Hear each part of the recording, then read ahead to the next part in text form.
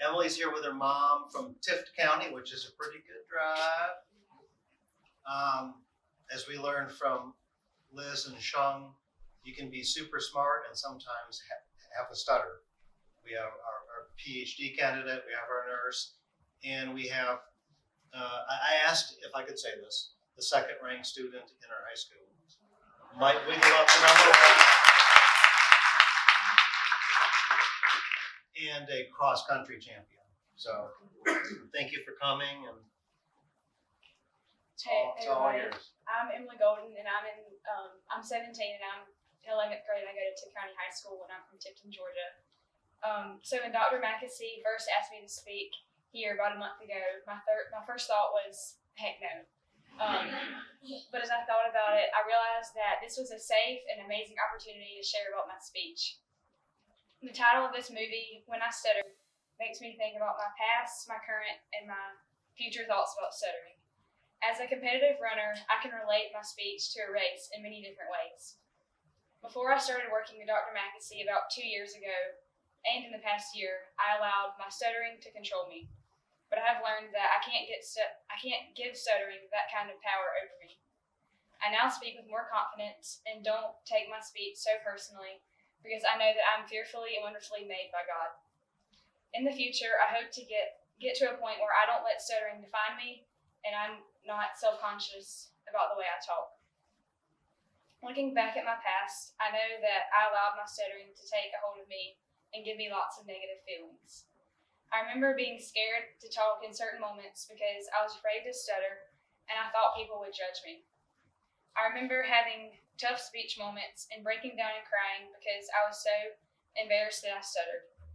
I used to project my thoughts straight into the other person's head, and I spent so much time worrying about what they were thinking about me. I would also keep these bad moments of mine in the back of my head, and I would play them over and over. It was like I fell down and got hurt in a race, but I was too afraid to get back up and keep running because I was so caught up with how people thought of me. Currently, my speech and stuttering is much better, but more importantly, my mindset and outlook on stuttering has greatly improved. I am beginning to understand that I am more than stuttering, and that it is okay to stutter. I try and take opportunities to talk to new people, whereas my old self would have avoided talking to them. Now that I have more confidence in myself, I can see that my speech is improving. It is all a mental thing because if I tell myself, don't stutter, Emily, I get anxious and I will most likely stutter. I have to make a conscious effort to think positive thoughts and to not beat myself up. I will work hard at whatever task I have at hand until it is completed. And my speech is a very difficult task because it doesn't always go the way I want it to. But I know that if I continue to rid my mind of the negative thoughts, then I can finish strong. I still have instances where I avoid saying certain words or don't say anything at all because I feel a stutter coming. But I have to remind myself that I am more than stuttering and that my old thoughts are in the trash can. I am currently in the middle of the race, and though I fall down occasionally, I don't sit on the ground and linger like I used to. Looking into my future with my speech, I have so much hope. As a runner, my goal is to get a new PR or personal record when I run a race, but I have a few personal records or goals that I would like to achieve in the near future with my speech. My goals are to stop all instances of avoidance, outsmart anxiety, and to totally reframe my mind on stuttering so that I can take the gold medal that says stuttering does not define you. I will not give up in a race, so I need to continue the same mindset in my speech realm. Overall, my previous, current, and future thoughts about when I stutter are very different, but that's a good thing because I have seen so much change and progression over time.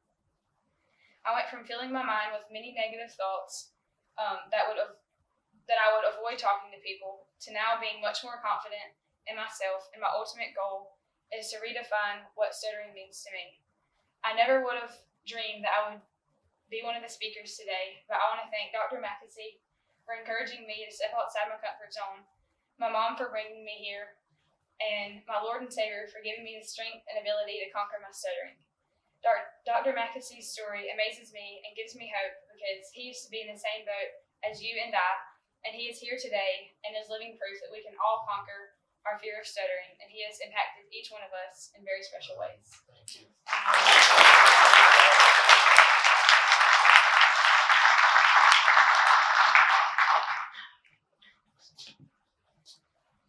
Who else thinks she's going to do great in life? Anybody? We talked about the reality if you're a number 1 or number 2 student in your high school of 2,100 people, and you finish in the top 10 in state and cross country, there's an inherent engine in there that you map over to stuttering.